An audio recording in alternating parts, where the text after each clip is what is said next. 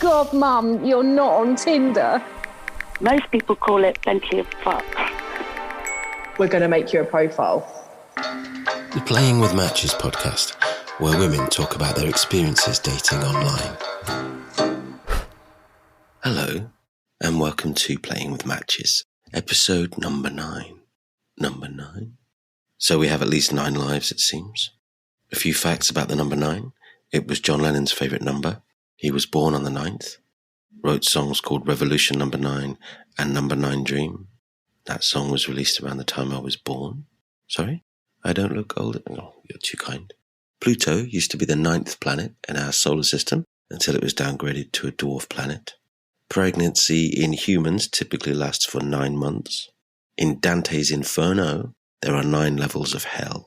And the words in French, German and Spanish for the number 9 are all connected with their respective words for new. There you go. Number 9. Speaking of new, today we meet B. B is a tattooed burlesque dancer who also works at Asda. She thinks there's too much emphasis on bonking, her word, in dating apps, and not enough on forming a meaningful relationship. Although she does have a pretty one-track relationship with Bob. More of him later. I think B was great. I really enjoyed interviewing her. The only reason she hasn't appeared sooner is that it sounds a bit like she's talking down an old phone. We struggled to get better sound from her little earphone mic combo, but in the end, we thought it best just to let her tell her story. And she certainly has some great ones to tell. And I think that outweighs any sound issues. We can certainly hear what she's saying. You will hear my voice pop up near the beginning to ask a question. I've left that in just to provide context, otherwise it feels like we're just jumping in from nowhere. So let's get to her story then. I'll be back at the end for a little sign-off. Until then, take it away, B. My name's B Styles, and I've lived in the Chichester area for around 12, 13 years. Before that, I was in Somerset. That's where I spent most of my years. I've been married a couple of times. Very bad judge of character, it would appear. I have 2 children who are 16 and 13, 2 boys. And I work at Asda at the moment currently, and I'm doing a bit of burlesque on the side. So how long have you been using online dating? On and off, probably about 4 years. I don't do it all the time. Some of them are okay, and some of them are just horrible. There's one in particular. Most people call it plenty of fucks. The blokes on there send hideous messages to you about how they're going to ruin you, do very many sexual things to you, and they send quite a few pictures of their penis as well. I don't go anywhere near Plenty of Fish now at all. It's just too scary. My friend has had really good results with Happen, and she's made some friends as well, not just gentlemen friends, but lots of friends. And I use Bumble more. I've had 2 successful dates off Bumble. One with a chappie in Rustington. He was lovely, but just he didn't drive too far away. I can go out for evenings when we're allowed because the children are older, but I don't want to be the one who's constantly running around. And then I had a really quite long friendship with a gentleman in Gosport. He was talking to me all through lockdown. We'd have phone conversations daily. And then I went to meet him when the first lockdown eased. And he was a very nice gentleman. But the second time I went to meet him, I think he was anticipating me to take all of my clothes off and jump on him. And I didn't. So he decided he didn't want to see me again. So I was like, fair enough. It does seem to be very much about bonking more than having an actual relationship, which is a shame because it's difficult to meet people when you're a single mum like me now. And also the social dynamic's not the same anymore. You used to go to a pub, see someone you like, maybe have a drink with them and get to know them that way. And that just doesn't happen nowadays. Don't quite know why, but it doesn't. I've also just recently started using Facebook dating. Years ago, they did it and it didn't really work.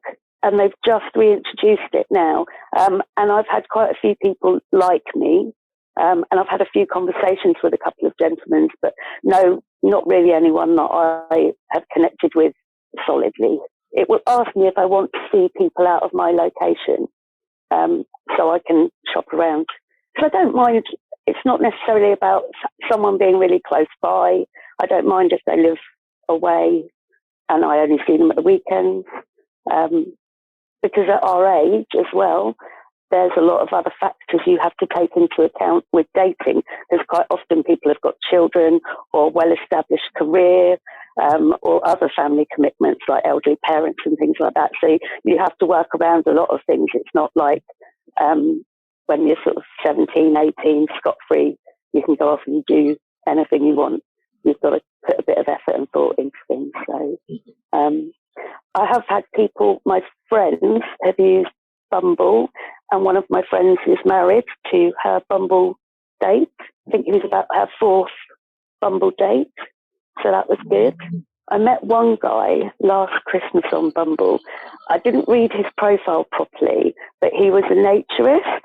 So we started chatting. I didn't realise this. We started chatting, and he said to me partway through about our third conversation, "You do realise that I'm a naturist?" And I went, "Oh no, I didn't." And he said, "Well, does it bother you?" And I was like, "Not particularly, doesn't really bother me.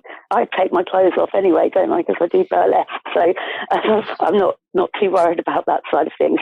And he said, would I go to Nudist Beach with him? And I said, yes, obviously, if it was warm enough. I've always wanted to go to Studland and check it out. I think it would be interesting. So he sent me various pictures of himself with the elf on the shelf in front of bits of him so that I couldn't see. So he was quite a gentleman. He was in his late 40s, early 50s, and he was quite a gentleman. But it fizzled out and we didn't talk anymore. But he was fun to talk to. I've been asked to go to an adult spa, which I didn't even know that these adult spa weekends existed. But yeah, there was one chap who started talking to me. Second conversation said, "So would you be able to come to an adult spa with me?" And I said, "Well, yes, but I'd rather have a cup of coffee first and say hello, hang out in my swimsuit." And he said, "There aren't going to be any swimsuits, darling." And I was like, I didn't go to the adult spa at all. I think it's something to do with swinging, because I think couples go to this spa on the particular adult weekend. You don't wear anything apart from possibly a towel and a smile sometimes. Everyone kind of gets it on. Which, again, maybe I'd try it sometime, but probably not as a first date. They all put looking for a serious relationship, but I don't think any of them really are. Every man that I've ever met, unfortunately, has assumed that I want to see 8 pictures of their penis in different states, which I find very strange. They can be dressed in things. Although I did have one chap who was wearing his boxer shorts but had his erect penis shoved out the side, which was quite an interesting look. From above, from the front, from below, mid, finish, pretty much everything. I've seen it. I don't know what has happened, because before, like I say, I would meet someone and we might go for a cup of coffee or a pint or a glass of wine. Then you might get a little bit more intimate, but it doesn't seem to be the case. I think sex is so readily available. I mean, if you've got a mobile device or a tablet or a laptop, you can pretty much access any sexual content you want nowadays, can't you? And there's plenty to have. So I think people aren't necessarily looking for a long-term relationship. I think people have started to see sex as something that you can do with anybody at any time, and as much as you want, possibly. I'm not sure that they actually get a lot of sex, but they're trying very hard. Some people must respond to pictures of people's penises. So I think it's a real shame, because a lot of sex that is portrayed online isn't actual the sort of sex that you would have in a loving relationship. It's more dirty, risky, that sort of thing. And I think that's what people are after nowadays, that people maybe get bored in monogamous relationships and are looking to have a spicier sex life. Having 2 teenage boys in the house, I have now discovered that there are all sorts of porn that I didn't even know about.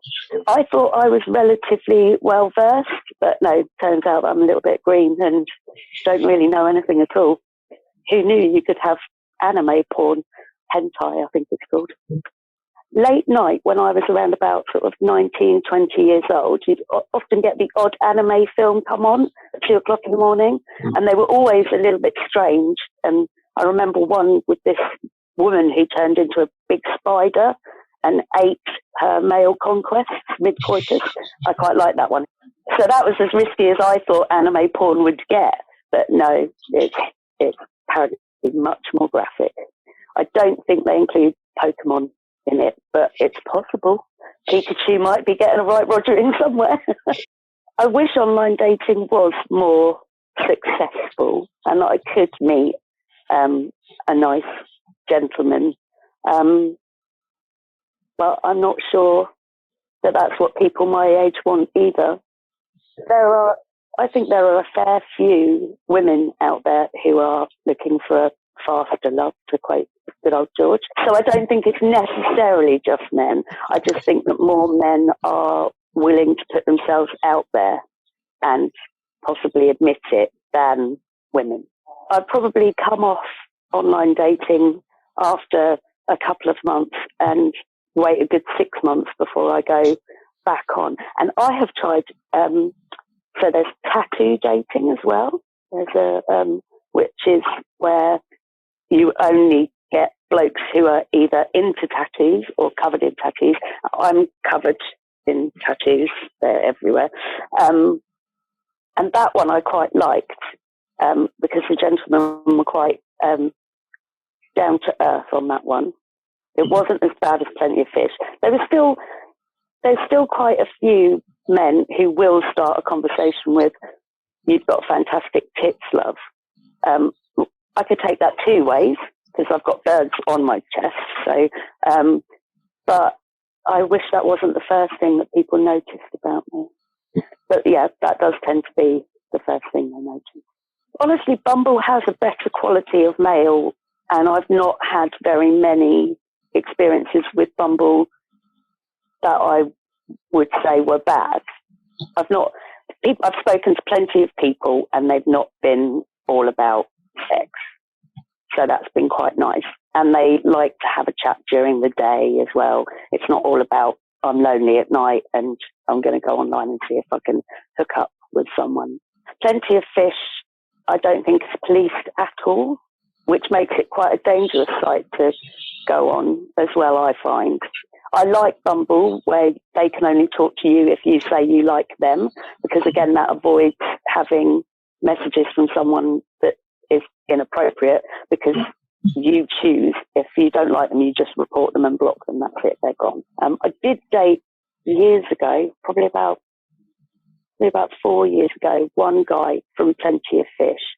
And I'm quite sensible when I go and meet people. I'll always make sure that I have their address and that my sister has their address, and the car that they drive as well, and that I'm going to meet them in a public place, not at their place, and I don't invite them here. I always go and meet them in a public place. And I tell my sister when I've left to go on the date, and then I let her know that I've come home. And all of my friends, when they've been dating through dating websites, I've made them do that with me as well, because you never can be too careful. He turned out to be a complete psycho, a total and utter nutter. He wouldn't stop calling me. He wouldn't stop messaging me. He started emailing me, and then he wrote to me 4 or 5 times. And in the letters, he described how our life was going to be together. He was going to buy a caravan, and we were going to do it out and go on the road selling food and this, that, and the other, and how my children were going to react to it and everything. He thought of absolutely everything. And in the end, I had to say to him, if you don't stop, I'm going to have to get the police to intervene, because he was quite frightening. He would be watching me, he'd be outside my work. So yeah, he was quite frightening. So I don't think Plenty of Fish really, or many dating sites, really vet people well enough. You can put that your name is anything on the dating website. You can tell them that you're a millionaire, that you live in a massive castle somewhere and private jets and all that. And they wouldn't check it out and find out whether that was the case or not. So sometimes I guess you just don't know who you're talking to at all. Every time I go on a dating app, he finds me, but I block him every time. One of my friends, I won't mention her name, but she split up with her husband some years ago. He'd been cheating on her. She was heartbroken, properly devastated. And I'd convinced her that she could get back on the horse. Obviously not straight away, but I'd convinced her that she could get back on the horse and that there were plenty of people out there who would find her attractive. She was a nice young lady. Okay, she was a single mum with 3 children after her husband left, but that's not a problem. There's plenty of people out there who have this. So I suggested she go on dating websites. She was very nervous because she'd only ever slept with her husband. She'd never ever slept with anybody else. So she did use it as a starting point, shall I say, because she said she didn't know what she liked sexually because she only knew what she'd done with her husband. So a couple of her dates were quite literally meet up, have a drink, go to a car park somewhere and Roger on the bonnet of the car. Various things like dress up and stuff for them. So yeah, so some people do use it as a learning curve to discover what they like. I think she did it about 6 times and then decided that she knew what she liked, and then went in for the kill with someone that she really liked. So, and it worked out for her. I did go on a date years ago to the George and Dragon in Chichester with a young man who was quite a few years younger than me. And I followed the rule from Sleepless in Seattle, never agree to go out to dinner with someone on a date, because you could get into the first few mouthfuls and think, God, I need to get out of here. So always start with a drink and then you can always move on to dinner. So I started out with a drink thinking perhaps we'll have lunch or something. And he was so boring. I can talk to most people, as you can probably tell. I'm quite chatty. I could not get any conversation out of the guy. I spent an hour sat there kind of twiddling my thumbs, drinking my beer. I was like, oh my God.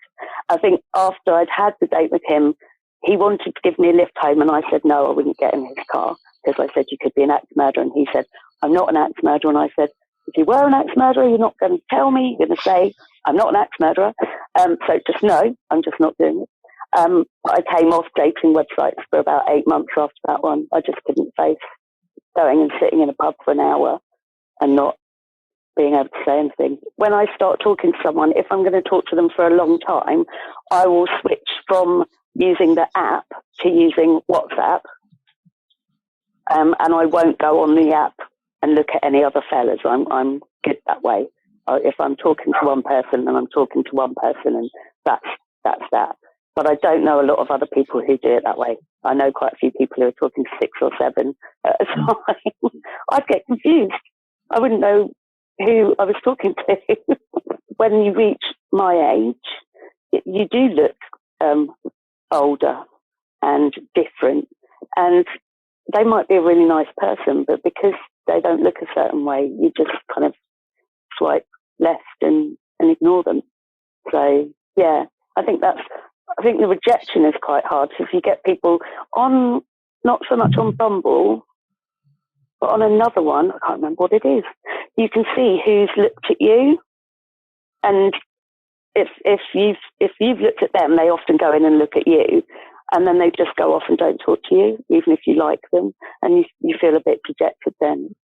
Because you can get up to, 10, 15, 20 rejections a day, realistically, on an app. Whereas if you're on a night out, you're generally not going to get rejected that many times, hopefully, touch wood.